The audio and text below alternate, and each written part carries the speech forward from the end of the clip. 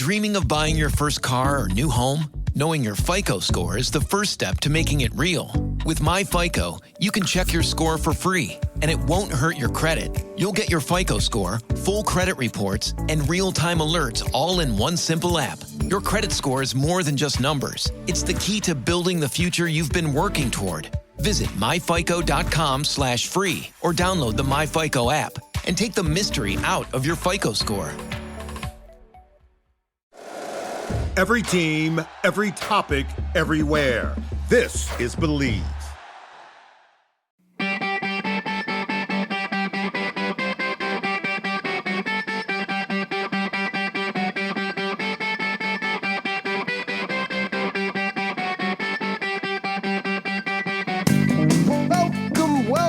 Welcome everybody to the Hockey Think Tank podcast, brought to you by thehockeythinktank.com, a website for all players, parents, and coaches to go to get a little bit of education and a little bit of inspiration regarding the greatest game on the planet.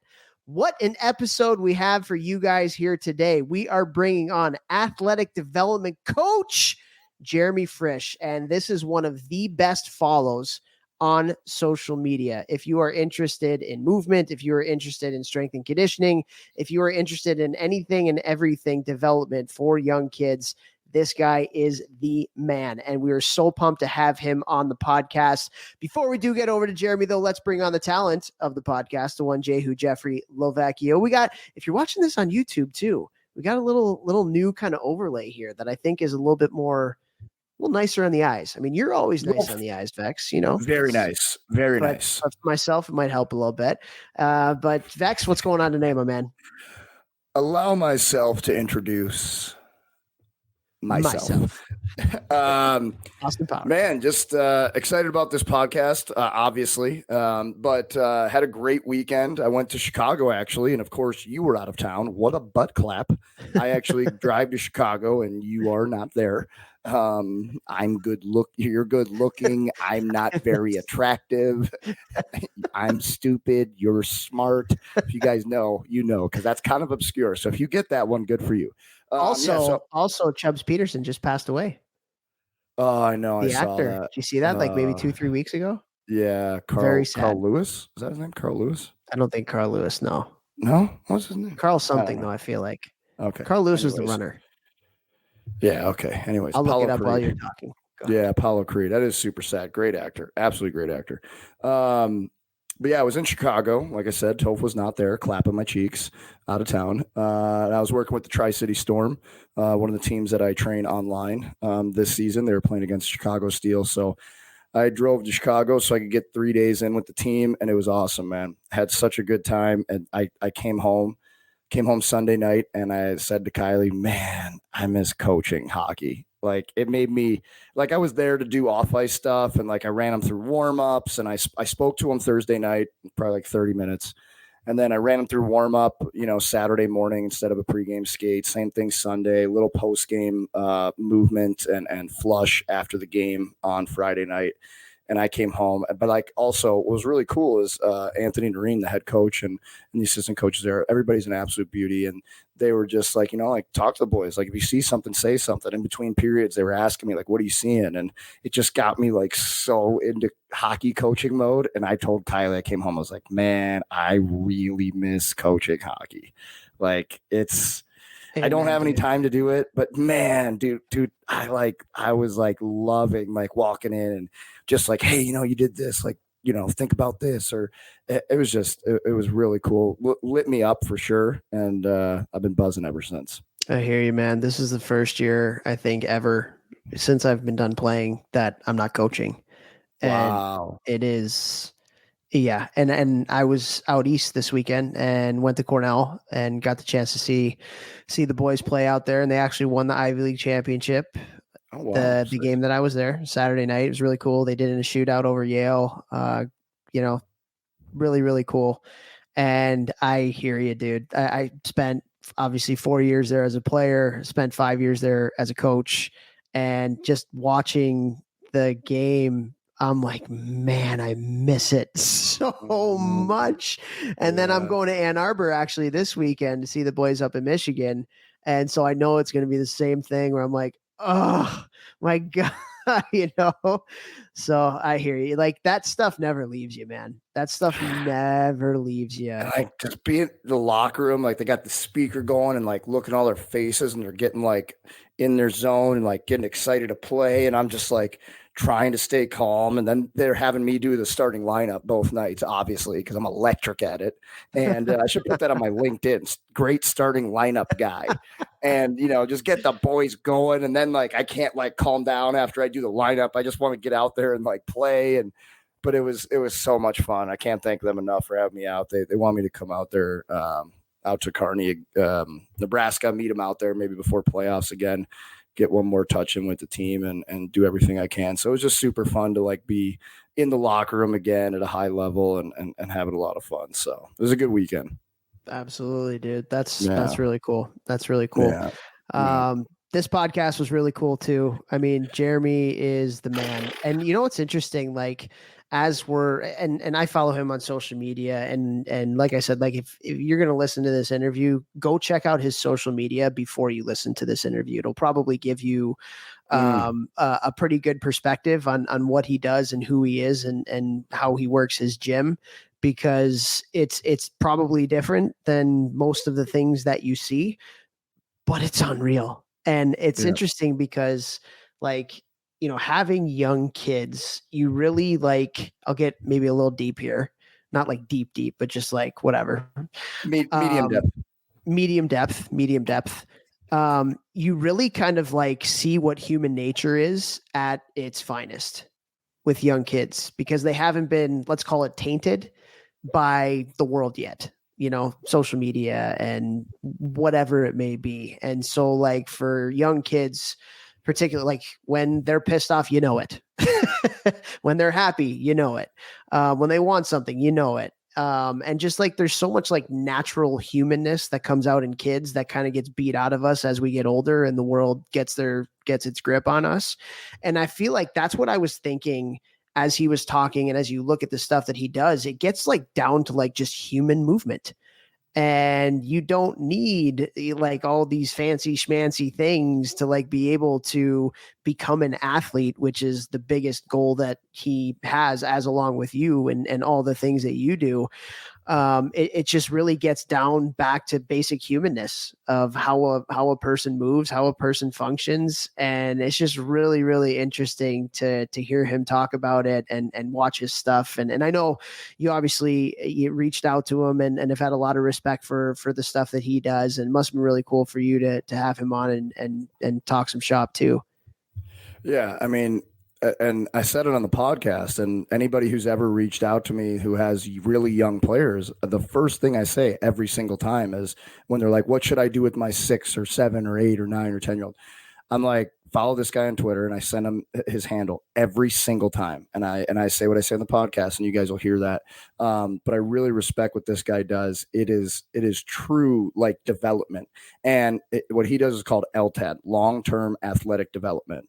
Right. And it's all kids should be doing this. This should be what gym class is. This should literally be what PE is every single day, 5 days a week in schools. It's what it probably kind of used to be. There's some of the elements that he does are things that I did in gym class.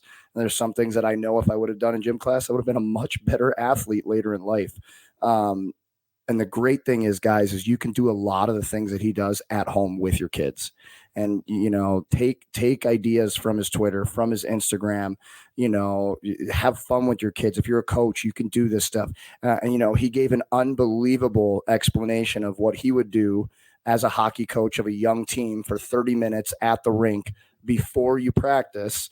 And he write down, everything. And it was absolutely money for so many reasons. And with the stuff he does on the surface, it looks like just like a lot of play.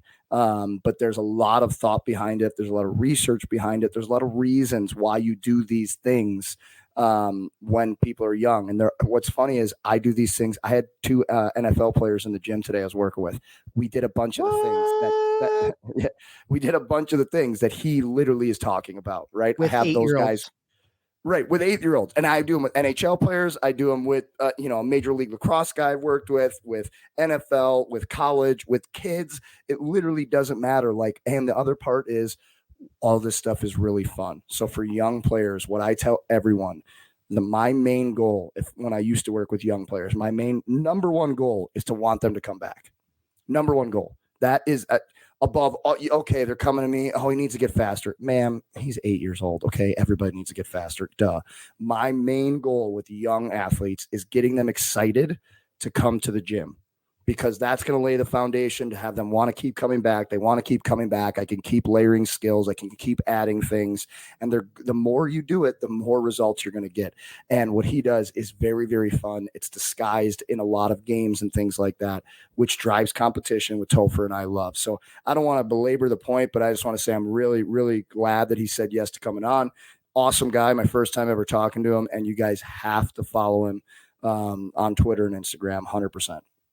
Love it. Yeah, this was an unreal podcast for sure. So much great knowledge and so much practical knowledge because again, like one of the questions I asked him was like, hey, if I'm a coach, a youth coach, and I don't have a strength coach, and no equipment. Like, what are some things that I can do with my players before practice?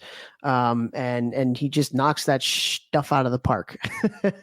and between your knowledge and the things that you talk about and the things that you bring, you guys are very similar in how you think, but you both bring different perspectives to it. It was just an awesome conversation for those of us who maybe aren't as, astute in the strength and conditioning world, and gives a lot of great stuff for people like myself and other youth coaches out there to do with their players, which was really, really cool. And so before we do get over to our sponsors and before we get over to Jeremy, I do just want to talk a little bit really quickly about our Hockey Think Tank community and give everybody a little bit of some just knowledge of some of the things that we have going on. Like, because one of the things that we talked about this week was really, really cool. And so in this community, one of the things that's been great is you have parents and coaches on here of all different levels from all over the place that are able to ask some questions that can help them with something that's going on in their youth hockey world. Obviously, it's silly season right now. So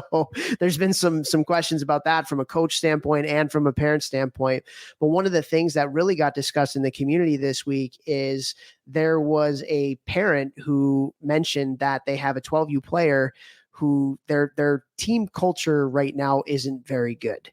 And there's some stuff going on that they're not really sure how to handle it. They're not really sure how to kind of talk to their kid about it and stuff. And they posed the question to the group, and like, it was unreal to get everybody's responses on ways that their kid can go through it.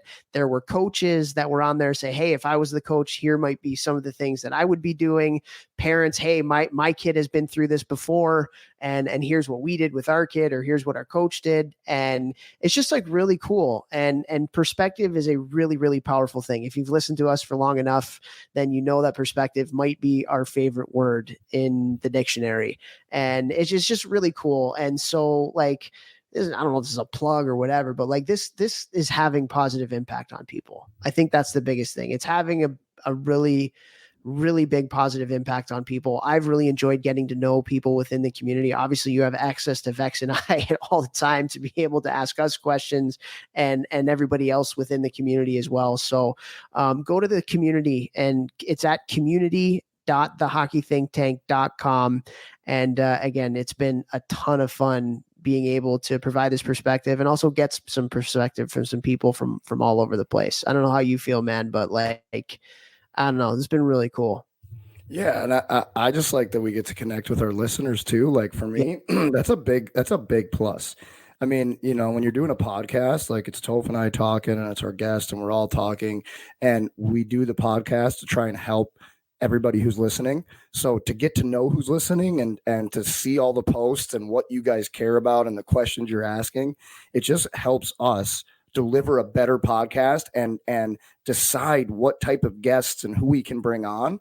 that can help all of our listeners, you guys, with all the things you're going through. So all of the people in the community, we're looking at, okay, what are the topics that keep coming up? What do people keep asking about? What are people passionate about? Okay, well, what kind of guests can we bring on that will help all of these people? So just having a deeper connection with all you guys that listen is really cool for us. And I think just going to help us help you more, help me, help you. I knew you were going to say that.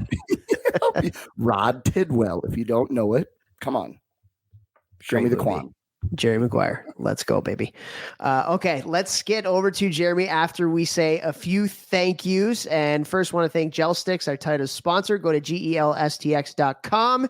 Use the coupon code ThinkTank, one word, and you will get a discount on some awesome weighted training sticks. Vex. Want to say thank you to Train Heroic. Train Heroic is the unbelievable app that allows me to deliver training to thousands of athletes a year. Yes, I said thousands. What's up? Absolutely love doing it. Not stopping anytime soon.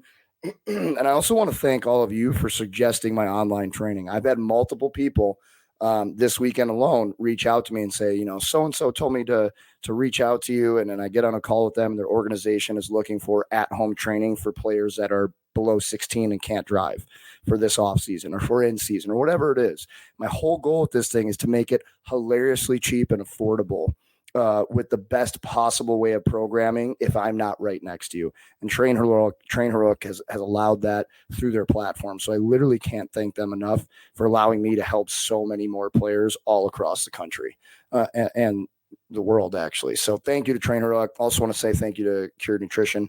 Cured Nutrition, CBD company I'm with, guys. I'd say it every episode. I have more and more people reaching out to me asking about all the different stuff. And actually, they just sent me 2 new products that I've been using. I'm not going to talk about them yet because I've only been using them for 2 weeks. Maybe this is 3 weeks now. One is a gut health product that I really have been enjoying. And the other one is a morning product. It's called Rise. It's focus and clarity. It's a bunch of different mushrooms, not the magic kind. And they just give you some energy. A lot of people don't drink coffee. They'll do these instead. So that's pretty cool. All natural way to help your brain get going in the morning. So I've been taking both of those along with the CBD drops from them that I always take. If you have any questions about CBD, what it's done for me, what it's done for a lot of the people that I know, my grandma, my mom, my dad, my Uncle Tim, a lot of people take this stuff. So reach out to me, please. I'm a very big proponent of it, of natural plant medicine. Or if you want to go on their website, try it out. Discount code is GMBM. So thank you, Cured. Discount Gum Bum. Let's go. Also want to thank Helios Hockey, which is an unbelievable product. It is a product where you get a sensor that you put into your shoulder pads, and it gives you instant data, instant feedback on your play, particularly number 1, your stride mechanics, and number 2, your hustle score. The kids absolutely love this, and it tracks how far you go, how fast you go, and everything like that. Really cool hustle score. But the game changer also with that is if you are playing in a game, it is going to hook up with whatever you're using your video, and it's going to cut your shifts up for you instantly right after the game. Game changer. Unbelievable. Wish I would have had this when I was younger. Go to helioshockey.com. We got a little discount with them as well. The discount code is ThinkTank, one word, and it will give all new Helios members 20% off their initial 12-month membership, and you will get that sensor that you put into your shoulder pad for free. So go to helioshockey.com, and want to thank icehockeysystems.com as well. Honestly, the best website out there for anything you need coaching education wise. They got thousands of drills. They got whiteboard explanations on systems and habits and tactics and structure from some unbelievably smart hockey people.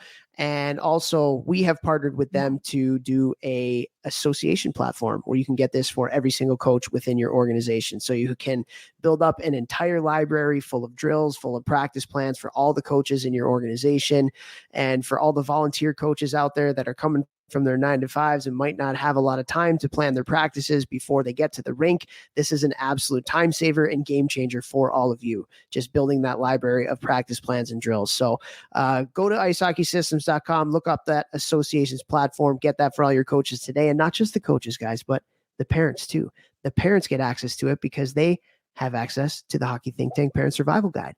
So hockey directors out there, I'm talking to you now. We're going to have the amount of angry phone calls and emails that you get.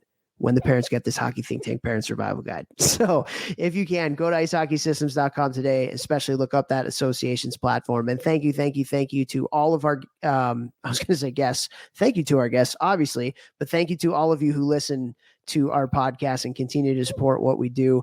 If you can, just to help spread the word, if you think we're doing a good deed and providing a positive impact to the hockey world, share us to your networks, whether it's your parent groups, whether it's your kids and your players, your coaches, your organization, whatever it may be. LinkedIn, Instagram, Twitter, TikTok, mail, pigeon, Foxtrot. Anyways, we would just really appreciate that. And every like, every follow, every download, it just goes a long way to spreading the word of what we're trying to do, spreading the gospel here. So guys, you're going to love this episode. You're absolutely going to love this episode. It's one of the funnest ones that we've done. Get a ton out of this one as well. So without further ado, here we go with Jeremy Frisch. We know hockey games move fast, but with DraftKings Sportsbook, an official sports betting partner of the NHL, you can score faster than anything happening on the ice. This week, new customers can bet $5 and get $200 instantly in bonus bets. If you go to the DraftKings Sportsbook app, you can see all the available lines and all the available odds for all NHL games going on. That's right. Download the DraftKings Sportsbook app with the code THPN. New customers bet just $5 on the NHL and get $200 instantly in bonus bets. Only on DraftKings Sportsbook with the code THPN. The crown is yours. Gambling problem? Call 1-800-GAMBLER or visit www.1800gambler.net. In New York, call 877-8-HOPE-NY or text HOPE-NY 467-369. In Connecticut, help is available for problem gambling. Call 888-789-7777 or visit ccpg.org. Please play responsibly. On behalf of Boot Hill Casino and Resort in Kansas. 21 plus age varies by jurisdiction. Void in Ontario. Bonus bets expire 168 hours after issuance. See dkng.com/hockey for eligibility and deposit restrictions, terms, and responsible gaming resources. NHL and the NHL Shield are registered trademarks of the National Hockey League. Copyright NHL 2024. All rights reserved. We are so excited to have on this episode of the podcast, episode 301. He's out in beautiful Massachusetts. We got Jeremy Frisch. Jeremy, how you doing today? Doing well. Thanks for having me on. We are really excited, as I said already in the beginning of this little podcast here. But I can say that my podcast partner here, I don't know if I've seen him be as excited for a guest in the 300 episodes that we've done as this one. So really pumped to have you on. But you're an athletic development coach out there in Massachusetts. What does that mean? What are some of the things that you do with the kids that you're training? And it's like your social media is unreal. Like for anybody that isn't following Jeremy at this point, you have to go and check him out because like we always say, and particularly Vex in this field, we're training athletes here. We're training athletes. And so if you can just give us a little bit of a breakdown of how you got started in it and some of the things that you really believe in as you're working in with the players that you have. Yeah. So way back, growing up, I played, pretty much everything as far as like, different sports, basketball, baseball, football. I pretty much, when it comes to like my favorite sport, I would probably say football is the only thing I could think about from the age of 5 on. And then after I got done playing in college, you use strength and conditioning to help with with your training when you're in college. And so I really kind of took to that type of training. And then I realized this might be something great to do for a living. And so I ended up being a college strength and conditioning coach at the College of the Holy Cross right in Worcester. And it was like my dream come true to become a strength coach. And then funny thing happened, I started working with those athletes and I realized a lot of them were sort of, I couldn't go back and fix the issues that they had. You know what I mean? It was almost like, yeah, we could get them stronger. We could do different things, but I wasn't able to like fix the way they moved. Like I kind of felt like everything was stuck the way they were. You know what I mean? There was some performance parameters that you could get better, but I kind of felt like I missed an opportunity to make them better. So then I left there and I decided to open up my own facility. And when I first opened the facility, it was mostly high school kids. And then even then, like I was like, all right, well, if I go a little earlier, I can probably do more things. And so then I started working with like, older, like middle school kids, like junior high kids. And then I started having kids of my own, and my kids, they ended up running around the gym and always being down there. And I was like, it kind of just worked its way down to like, really these kids should have an opportunity to move around as much as possible. From the age of 5, I think that's the youngest ages I've had in there. Kind of the way I looked at it is if they're old enough to go be in kindergarten, they can come in and run around and listen to a little bit of direction.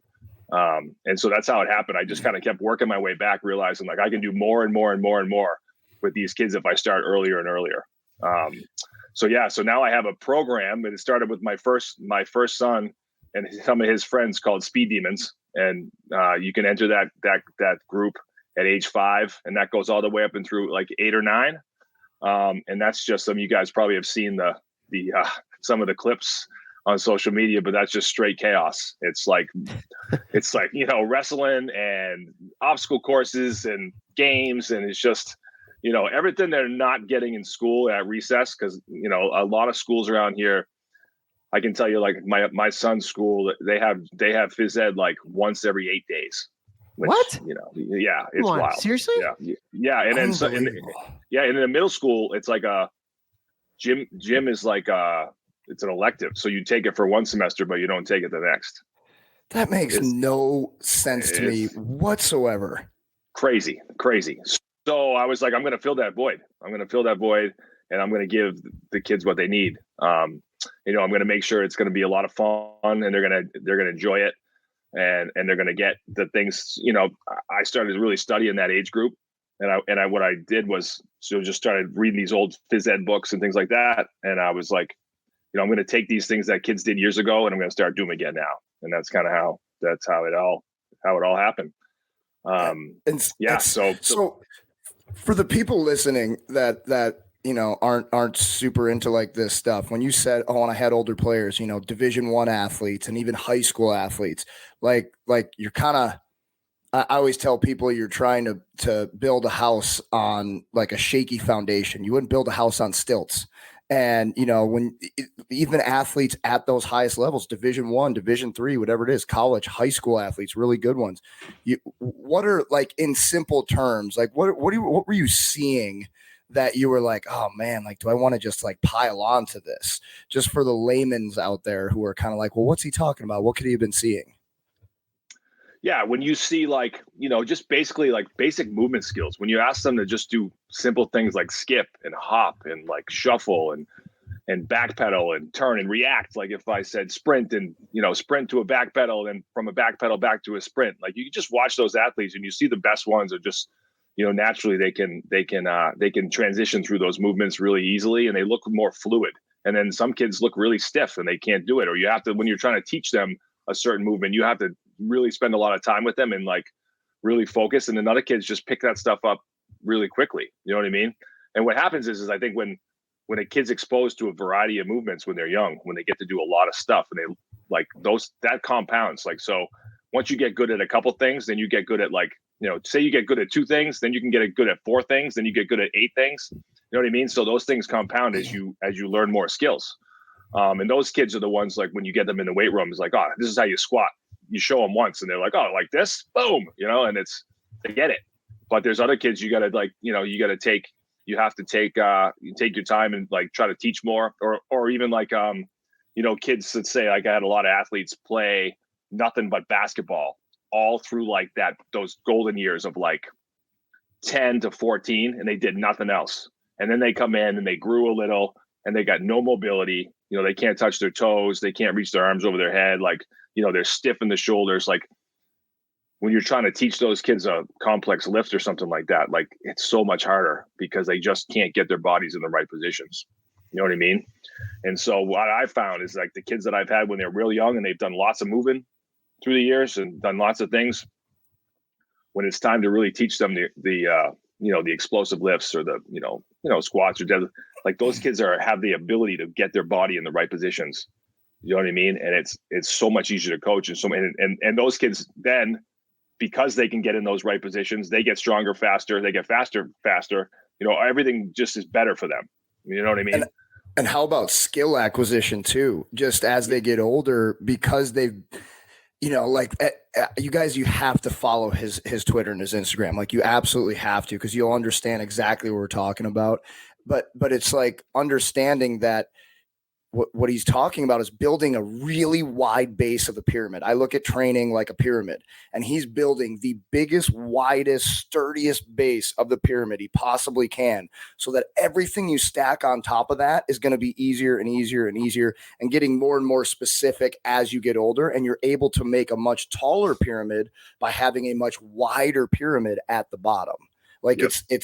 It's crazy, the difference. And I love this stuff, man, because I was the opposite. Like I did some sports growing up till seventh grade was my last year playing other sports, but I was not as naturally gifted as my cousin here, who's, and he had to work hard too, but he just was more skilled at hockey than I was. And I got some injuries and things that maybe have to like really dial in my training. And I trained like a robot for a long time. And then I found Mike Boyle, and I started getting outside of the box, for lifting. And then I just started doing all this other training where it was like moving and coordination and vestibular system, and literally doing somersaults as a first-year pro athlete and being like, why are these so hard, and cartwheels? But as soon as I started doing that stuff on the ice, all of a sudden I could move in much freer ranges of motions, which allowed me to acquire skills at a much later date when guys were like stopping acquiring skills. I found this like another kind of ramp where I was able to find more and more skill in my game at an older and older age in pro hockey, because I started playing around like a kid again. It was like, wow, this is wild, And it makes it makes training fun again too. You know what I mean? So like much fun. I can't tell you how long I power cleaned and squatted for. It was like just for years. You know what I mean? And then I started doing that stuff kind of almost into my late 20s. Like I was done playing sports. I was just playing like old man sports, but still like the same thing. I started getting into doing cartwheels and crawling and rolling, and I'm like, God, this is so fun. You know what I mean? And then I realized like, wow, like I can actually take this and show other people and make money off it and make a career. You know what I mean? So it's like, yeah, that stuff is great. It's a funny story. So I train a girl who plays field hockey at the University of California. And they came to me really young, her and her sister. Her sister plays at Rutgers, really high level field hockey players. And they played nothing but field hockey. I'm talking forever. But the reason they came to me that was the reason they came to me, because that's their mom knew like they need to do more. So they came to me, and, so I used to do bear crawls with them and all kinds of forward rolls and backwards rolls and things like that. So anyways, they were in high school. One of them was at a tournament, and a girl like kind of slashed her foot, and she went like forward. It was going to fall on her face. And like the last second, she tucked her head and rolled. And she was like, she came back that weekend, was like, listen, it's so weird, but like I was like midair and about to fall on my face. And I remembered like in a split second to like roll my shoulder and to move my body in the way that you showed me. You know what I mean? And I was like, there it is, right? Right there. I've never had that actual, like, I always knew like, yeah, you should learn how to fall. But this never happened like that. Like where it happened to one of my athletes. That's awesome. And it honestly like reminds me of, so when I was about 12, 13 through like 15, I had this like kind of crazy Russian coach who was like, and all of our dry land was like the old school Russian stuff. And we would like literally go to different places. Like if we were playing in a tournament on the road or something like that, he would kind of scope out like different little implements that we can use, with like a garbage can or a soccer ball or like just all these different things. And it was not, we never used any weights, but I remember like we did so many somersaults, we did so many cartwheels, we did so many, like they called them duck walks, where you kind of like squat really low and then do the duck walk. We did like frog leaps, where like you run 3 steps, then you kind of go down, and then the person behind you would, jump over you, and then he'd take a couple steps. We did like, what you call it? I do it with my kids all the time, where they're on your back. And you got to carry them on your back, like a fireman walk or something like that. Like we did so much of that stuff. And I think back to like the olden days of Russia, where like they were like the most fit people ever. And it was like, but like what you're talking about, it was so much fun. And when I look at your social media and I see like all the races and tags and like, I just think about that time when I was doing that with my crazy Russian coach. And like, there's 2 parts to it. There's like, one, it's awesome, like physically and mentally developing, but also like the kids are engaged, right? Because they really, really want to be there, and there's games and there's races and you're doing it with other people. And man, it's just like so cool. So like, what was kind of your inspiration to get into the type of movement exercises and the way that you think about, setting up your gym and setting up your kids for success? Yep. So it's so funny. My oldest son, we can get into it a little bit later, but he was like probably a year old, maybe 6 months. And the doctor was like, if he doesn't roll over soon and do these things, like we're going to have to send him to like a movement specialist to try to like, an OT, occupational therapist, if he's not able to do these like milestones.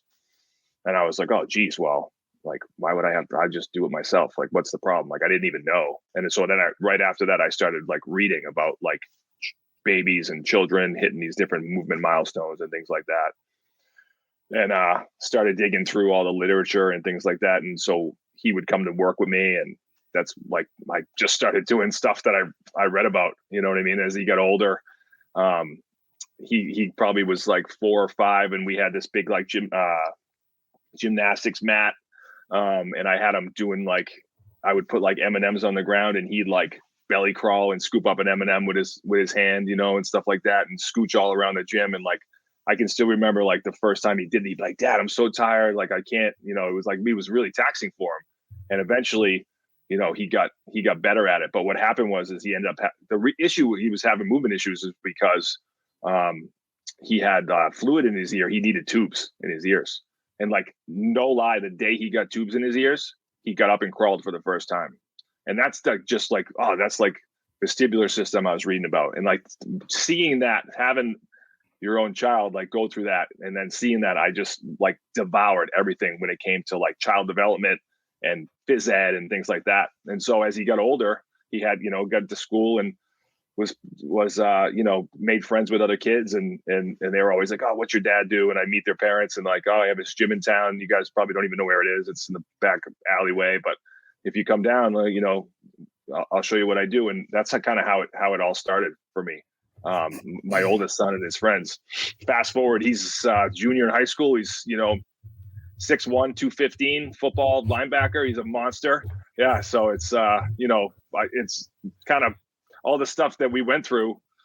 It's kind of paying off now. I feel like he's got decent movement skills, and I was able to like slowly, when he was like maybe like 9, 10, I started teaching him like some of the lifts, but it wasn't like to have him training on the lifts. I just wanted him to learn how to do the lifts.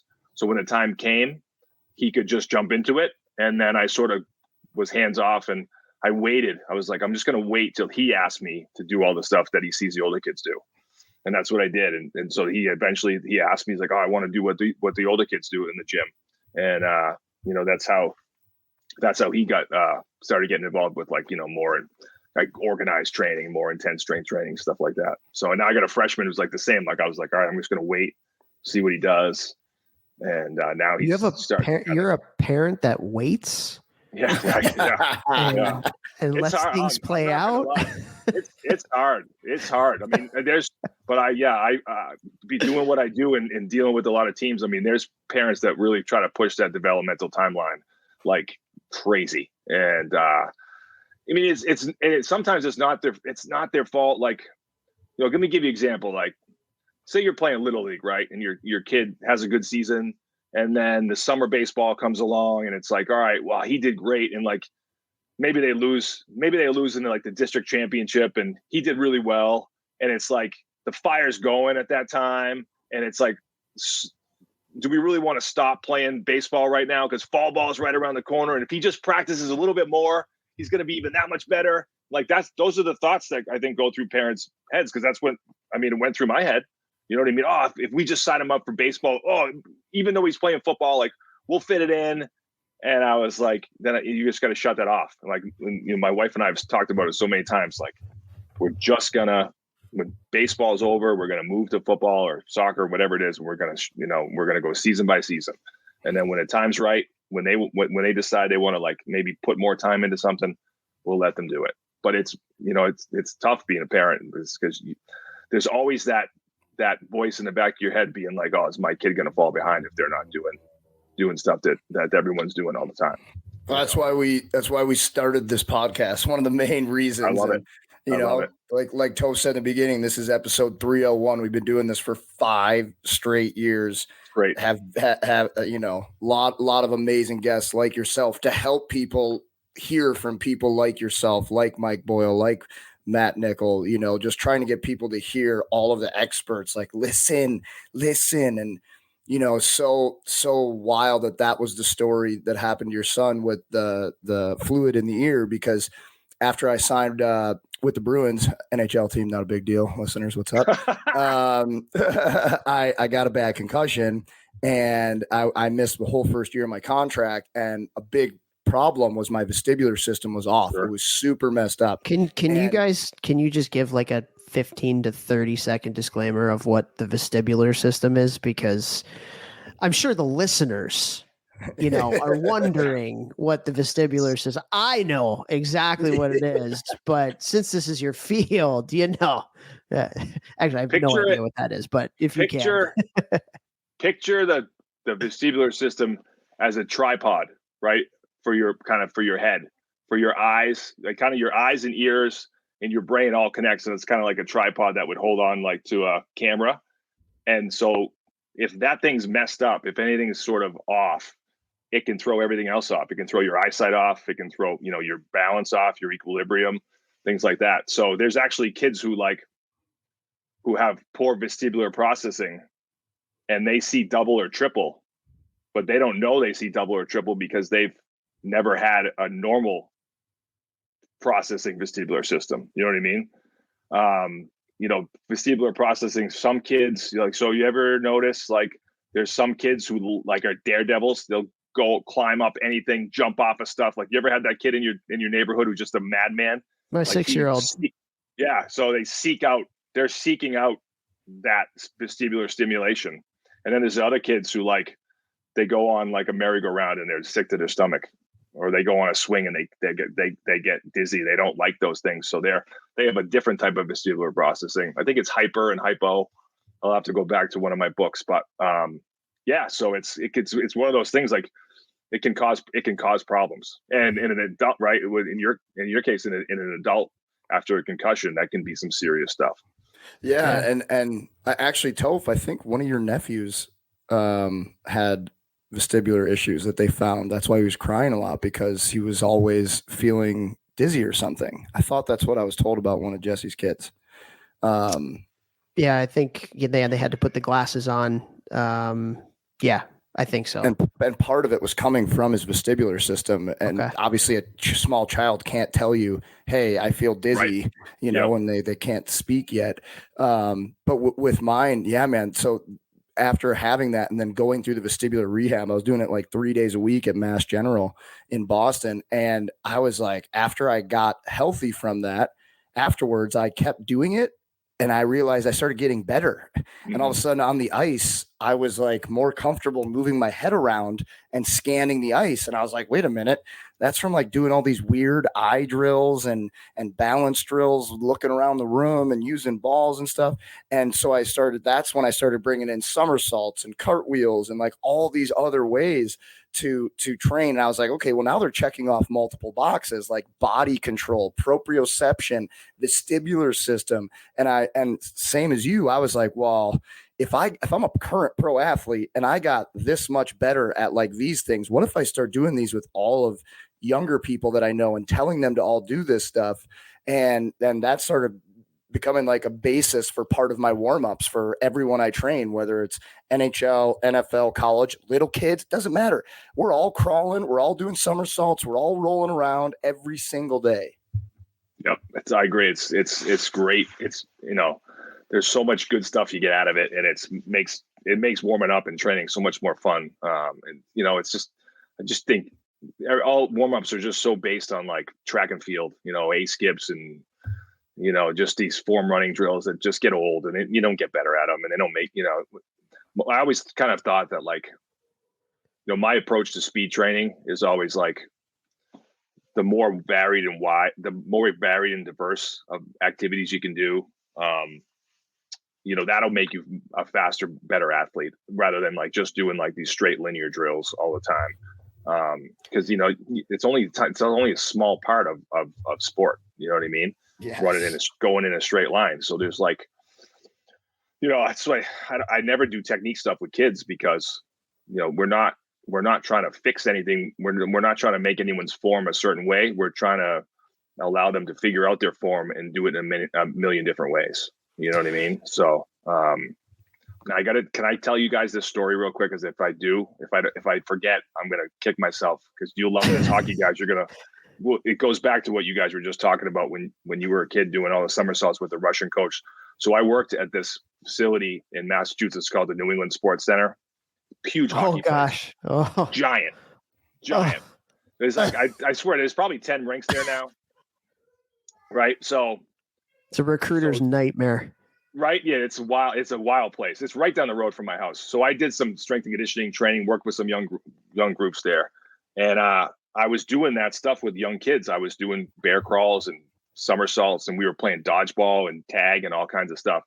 And this guy walks in, this little guy, and I seen him working with the figure skaters, and I'm like, figure skating coach, who the hell is this guy? So he like walks in, and he's Russian guy. First of all, my name's Jeremy, but the whole time he called me Jim, right? It's like, Jim, you see those kettlebells, right? I'm not lying. This dude probably weighed 130 pounds tops, walks over to like the 70-pound kettlebell and just snatches it overhead. One cold, bang, one rep right overhead. Pulls it up, bends down, does like a bent rows. I can't remember what Pavel used to call them. Puts it down, like does a handstand, tells me, I used to do this stuff in the military, blah, blah, blah. And he's like, I just wanted to come in and tell you what you're doing is great. All the stuff with the kids. So it's like the same thing. This Russian guy came in and he grew up doing that type of stuff. But like unreal. He walks in and snatches a kettlebell cold, 70 pounds right over his head. Boom. I was like, oh my goodness. And he came in like the wind, told me how great it was, and then left. I never saw him again. Wow. That's a movie scene. Great. Yeah. So yeah, I had to tell you because it popped in my head. Let's get semi-practical here, because we have a lot of youth hockey coaches that listen to our podcast. And one of the things that I feel like they're really, really, they ask Vex a lot and myself a lot is like, okay, I got 45 minutes before practice, before the kids go out. So I got 30 minutes to do some dry land stuff or to do some warm up stuff, with my team.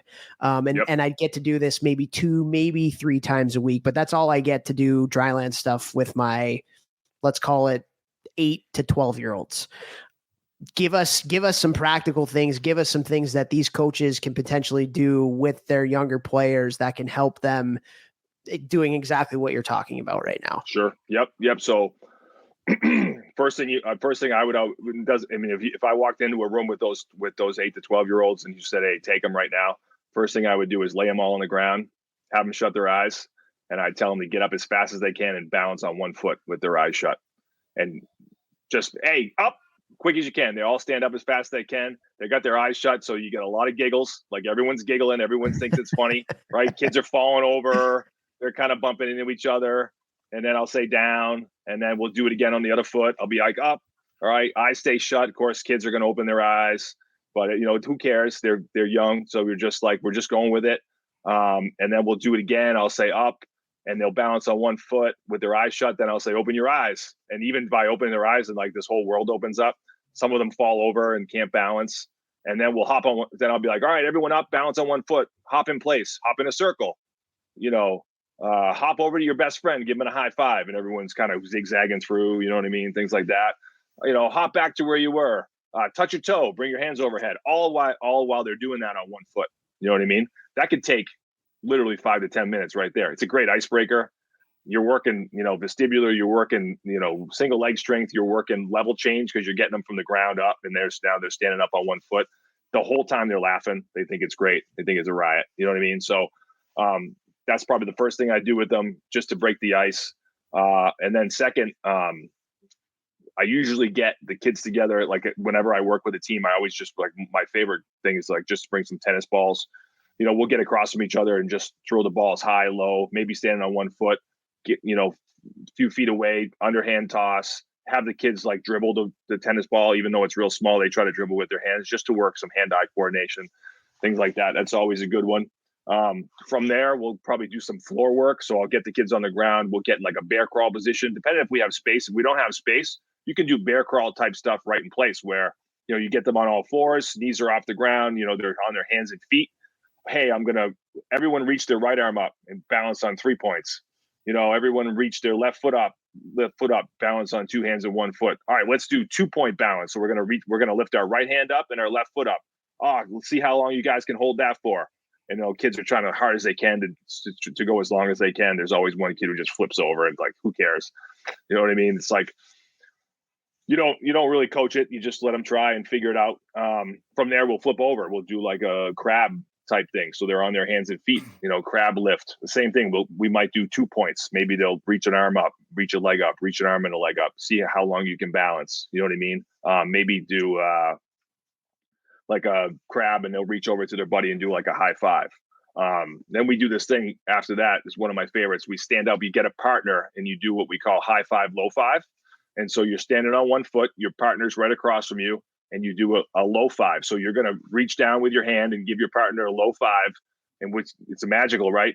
You ask them to do a low five and everyone's doing a single leg squat. Everyone bends their knee and does a single leg squat. And you're like, wow, right? And then you do a high five and everyone goes up on their toe on one leg or jumps off of 1 foot and does a high five. And now you're doing like some single leg jumps, hops.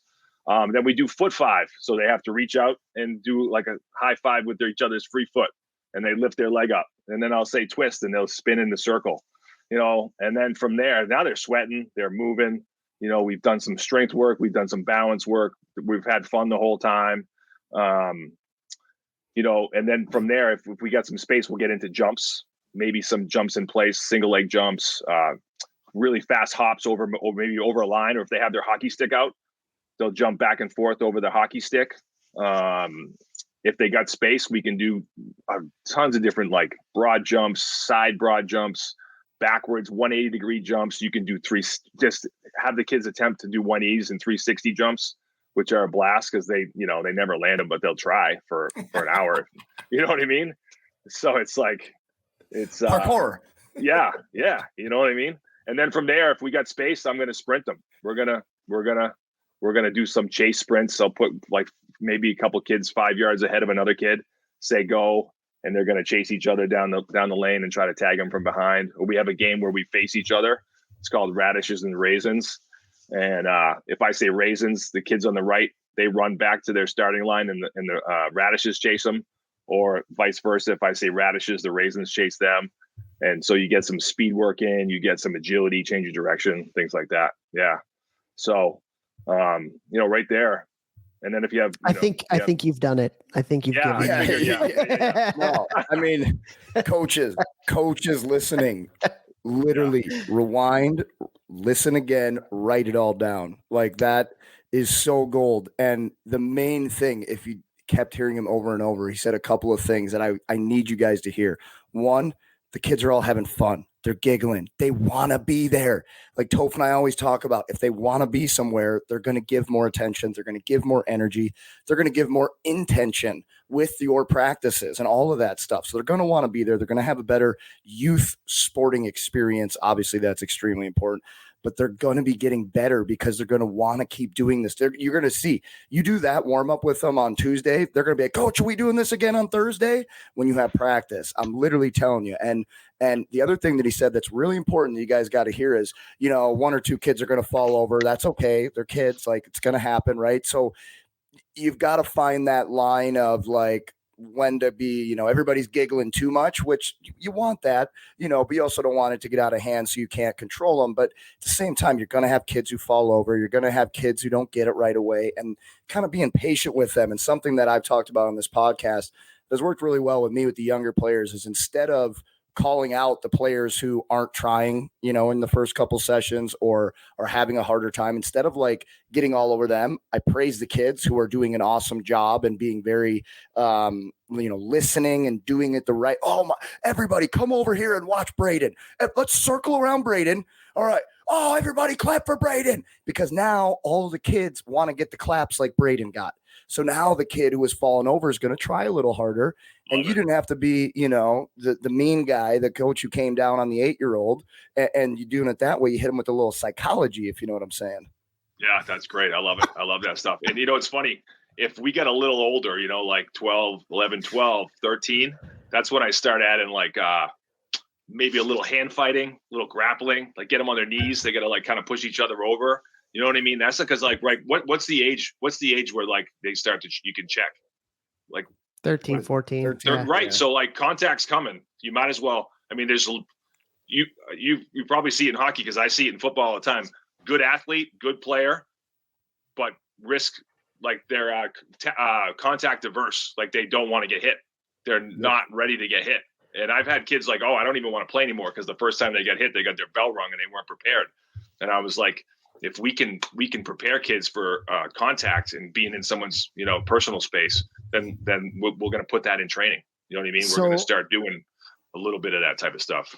Yeah, so that's actually one of the things I had pegged to ask you here today. In one of the articles that you wrote, one of the titles of it was "Contact Doesn't Need to Be Painful or Risky." And we have parents that ask us all the time, particularly ones that are going from non-check to check, that are scared. You know, they're scared for their kid probably too much. It is a contact sport. It's okay. Like, it's going to happen. But how in the gym can you help prepare some of these kids for contact, whether it's hockey or football or basketball or lacrosse? Any team sport pretty much is going to have some sort of contact in it. So what are some ways that you can help that in the gym to get these kids a little bit more comfortable, a little bit more confident with the contact that'll eventually be coming in their sport? Sure. I can tell you too, we've had, at the same time, have had hockey guys and football guys and lacrosse guys all mixed in the same session doing this stuff, which was a lot of fun too. You know what I mean? Not only just because they're like, you know, talking crap to each other about their particular sport, but like, you know, who's tougher. But like, you know, you can do these things cross sports. It doesn't just have to be like just football or just hockey. But first of all, I think one of the best things to do is, like we already talked about it though, is like getting kids used to like falling, right? So teaching them how to forward roll, how to backwards roll, somersault, cartwheel, like something that they probably are gonna land awkwardly and probably fall and kind of not be perfect, especially with the boys. They're probably not going to be good at that stuff. So like, that's probably your first step into like contact stuff. You're contacting the floor in an awkward situation.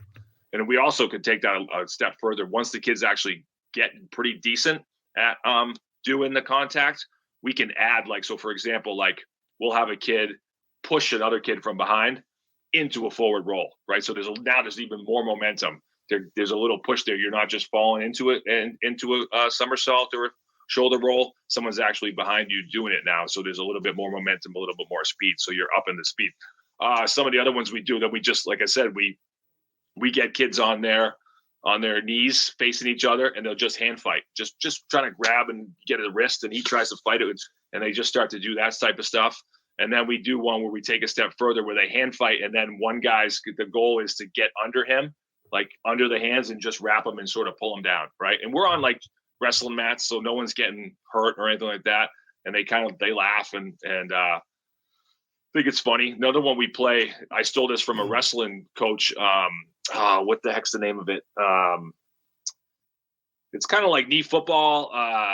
so you get all the kids are kind of, you got two teams facing each other, but standing up, there's two kids at each end, and you say go, and those two kids who are standing up have to run down and back without getting tackled. I can't remember the name of it on top of my head, but like we play that all the time with our kids. Sharks and minnows kind of thing? Yeah, it's kind of like that, but the kids are on their knees. So like when you make the tackle, it's not, they're not coming full steam, and there's a lot of pushing and pulling and blocking and things like that. So that's always been a big game that we've played to sort of get kids in contact. Another one we do, I stole this from football, but again, like you could do it with any sport. You got a kid laying down on the ground, on his back. The other kid basically wraps his arms around his legs, and you say go, and that kid has to try to stand up and break away from the kid who's got his arms wrapped. So that's a great wrestling type drill. The kid that's got the arms wrapped around his legs has got to really lock in and clamp down. So you get a fair amount of strength benefit there. And then the other guy's trying to get up onto his feet. So there's a lot of like tussling and battling back and forth. I'm trying to think what else we've done. I started doing one. I love the hand fighting. I think that's great for all kids, especially the ones who are like a little bit more nervous. I've been doing that one this whole hockey season with TPH Academy. We do it every Wednesday. So I make them all, or every Thursday. So I make them all wear hoodies. So it's kind of like grabbing a jersey, and these are kids. They're not going to fight, but it's grip strength, Right. it's controlling your opponent. It's wanting to win. It's looking across at somebody and like, this is a real battle because I'm going to get embarrassed if they twist me up like a pretzel. And so I like all of that. The one thing is I've been having them do it on their feet. I'm glad you just said on the knees because, I've had a couple kids get bodied and I'm like, hey, we don't want that, even though I kind of do want that, but knees is better. But I've been doing one the last two or three summers. And I do this with pros all the way down to kids, and I'll put a cone in the middle, and one player is the defensive player, and they're basically just shielding the cone while the offensive player can't push them, but they're staying like body contact, and they're trying to get around them while the defensive player is like scooting around the cone, having to feel the body pressure while they're being pushed on, while the other player is trying to get to that cone. And it is a battle, and the boys love it. They hate it, but they love it. And I think that these types of drills, they're great for young athletes like Toe Fast and you talked about, with preparing for contact, getting comfortable with contact. And then also like in the gym, weights don't push back. When you're playing sports and it's a sport where it's physical, like people are pushing you and it's not even distribution like it is with weights. So it might be your right shoulder's being pushed harder than your left while you're trying to move forward. You don't get a lot of that stuff in the gym. So I also look at this as like very applicable strength to actually playing sports versus just lifting weights to get better at lifting weights. Yep. And there's always, especially youth sports, there's always like, that kid who grew way before everyone else who's just tossing kids around. Like you kind of want to be ready for that. You're going to go against that type of kid eventually. So the more you can prepare yourself, I hate those kids too. Yeah. I mean, I hated it when I played, but like now that I coach, it's like every week we face someone who's just got a monster. And it's like, I'm trying to figure out how to stop this kid, So the other one we have too at the gym is like we have our crash mats, like real thick, like kind of high jump mats. And I love that because the kids can do all kinds of like crazy flips and jumps and land it. They land as awkwardly as they want. You know what I mean? But again, you're taking a little bit of contact. You're learning how to fall. You're learning how to move your body sometimes in space, things like that. So I would probably put that in under contact as well. Those type of activities. So it's been good. Like I've had a few coaches that coach for me over the years that were wrestlers, and they got all kinds of stuff that they. That's what I think too is great. Like you go to different sports and dig into those type of sports. They're always going to have like certain drills that you might find that are applicable that you could use in the gym. It's just for regular athletic development. You know what I mean? Yes. So let me ask you this, because people a lot, because of this podcast and because I'm a performance coach, what would you do with a 5-year-old, a 6-year-old, a 7-year-old? My answer first would be, I literally say, look up Jeremy on Twitter. And I'm like, follow that guy. And I'm like, you can do a bunch of that at home. I swear to God, man, I've never met him. This is my actual answer. You are the person who I say, follow. I send them your Twitter. And I'm like, do this stuff. And also as a mom and dad with a young child, the stuff that you do with them, if you're in, even relatively good shape, or even if you want to be in better shape, doing that stuff with your kids is going to be a bonding experience. Make forts and then turn it into a game and jump around and roll and create your own rules and stuff like that. But if there's not, Jeremy Frisch in their area, I always say, like, take your team to gymnastics. Don't call it gymnastics. If it's a bunch of little boys, maybe they'd be like, and just be like, oh, we're going to go do a movement class. And I say do gymnastics. And now I've been saying a lot too, like jujitsu, like getting them to roll around and getting to push and pull. I think at the young ages, if you don't have somebody like you, like those two things right there, I think cover a lot of your bases just for natural athleticism, building that in young athletes. I agree. You know what too's popping up a lot is like the Ninja Warrior parkour places. Yeah. Too. Yes. Love that. And so like those are definitely options. I think kind of the Ninja Warrior is a little upper body biased. Like There's like a lot of hanging, and a lot of kids aren't great at that, but still like some of those things are good. And of course, like the parkour stuff, like jumping on and off stuff and climbing over things is just totally awesome. You know what I mean? Yeah. So those are things I've looked at too, to try to, take into my facility and do stuff with the kids as well. So love that. Awesome.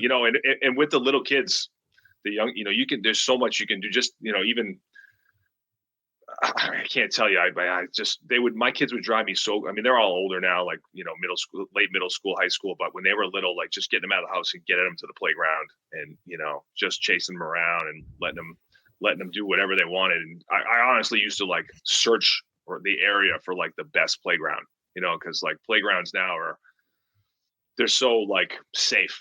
So what's a good playground then for the parents listening? A good playground is not this like single structure where everything's attached, like the slide, and there's like a little pathway, and like those are the worst. They're so, parents would be like, what do you mean by they're so safe? Like the child's not getting any development because like it's so easy to navigate through. When you see kids running up the slide, it's a telltale sign like they've mastered this thing. It's not fun. Time to move on, right? Whereas a good playground, you'll see like some of the schools, they'll have monkey bars, but then the next apparatus will be, say, 10 or 15 yards away as its own standalone. Like, say the slide is its own standalone. So now you have to run from the monkey bars to the slide. So everything's spread out, right? And that's like a real old school type playground. I know they probably don't have what do you call it anymore? The one where you merry-go-round, you know what I mean? Where you just get that thing ripping and kids just flying off left and right is wild. But, just having that type of open space, I try to tell my kids, like, you guys don't even know like what some of the stuff that we had, these huge swings and kids flying off. And even the slide was like 20 feet high and there was no like, nothing on the side. Like you could just no safety bars. Yeah. You can land on your head. You know what I mean? But paint chips. No one did. Right. We all figured it out.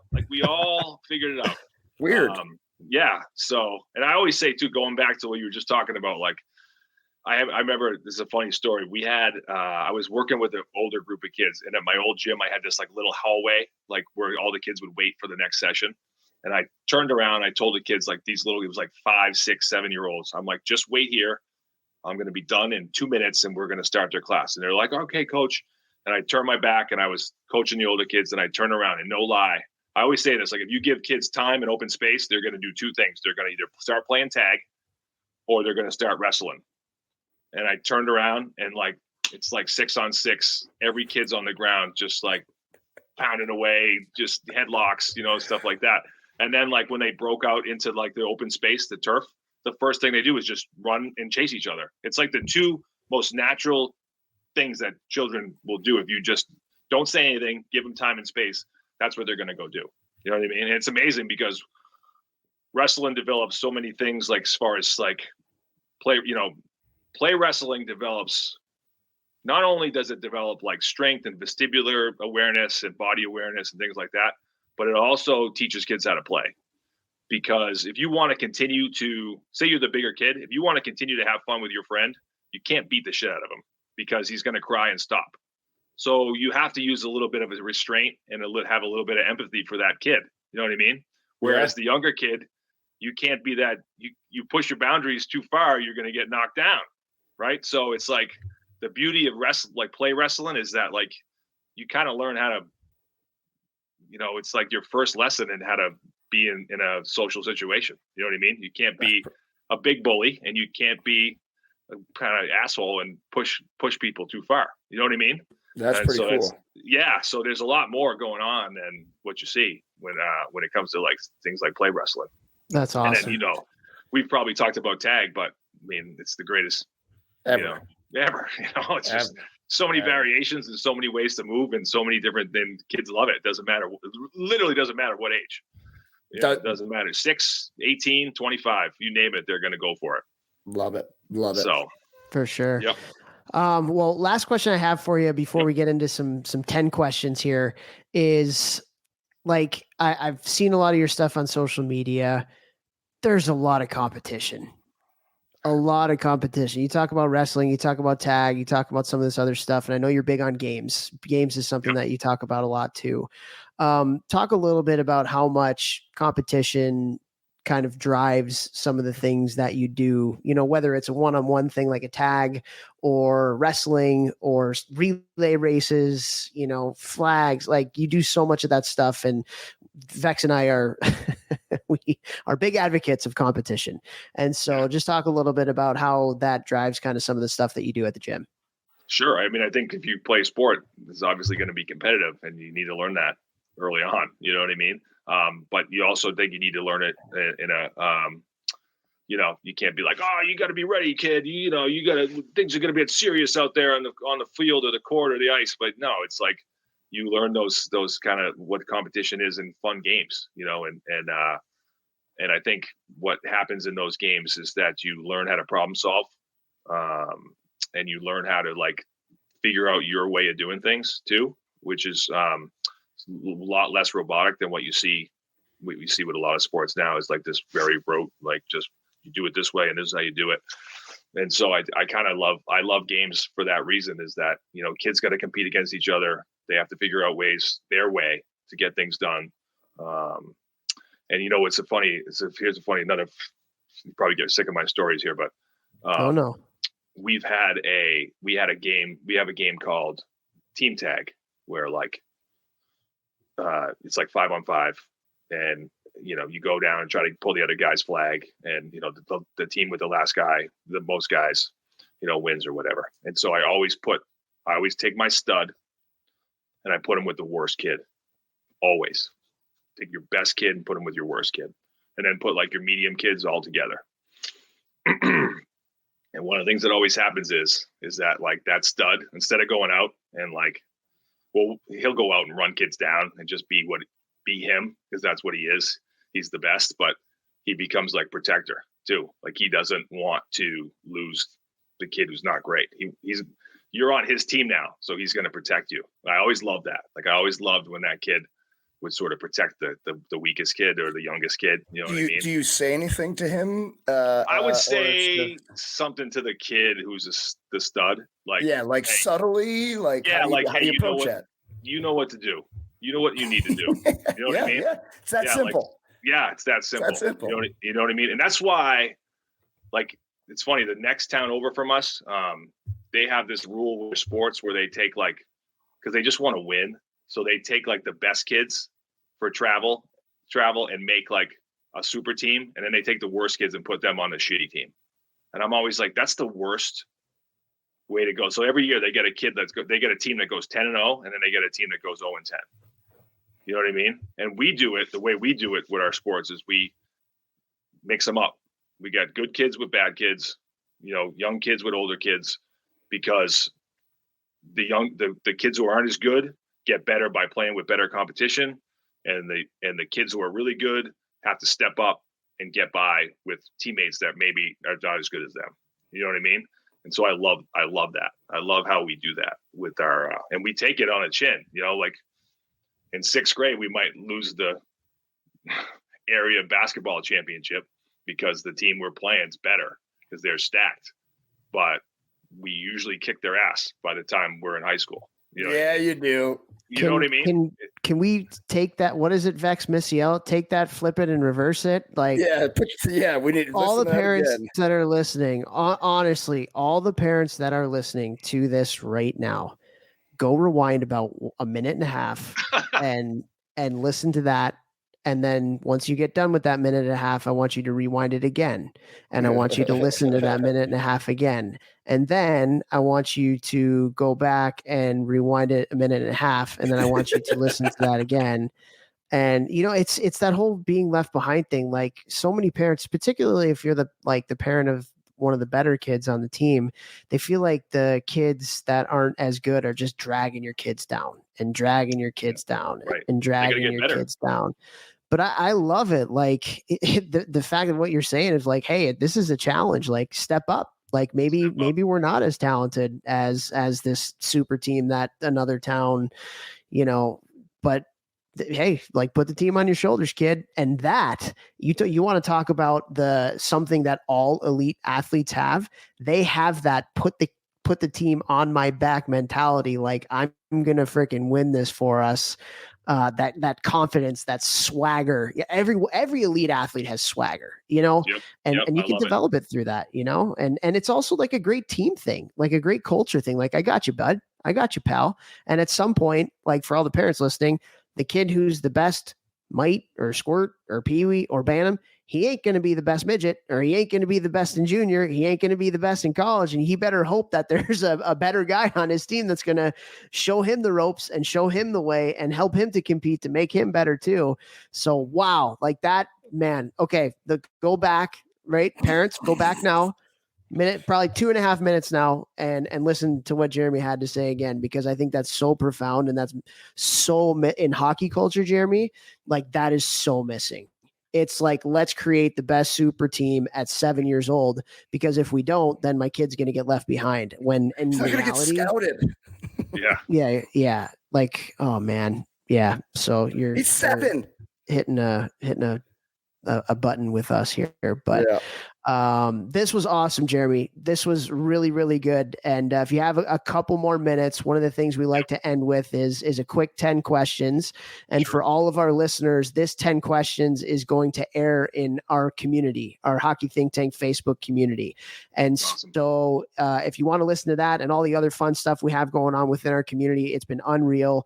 Go to community.thehockeythinktank.com. And that's one of the perks. All of our guests are going to do a 10 questions that air over there. So we're going to do that with you, and really, really appreciate your time here today. This was awesome. Absolutely. Thanks for having me. It's been a blast. Awesome. Thanks, Jeremy.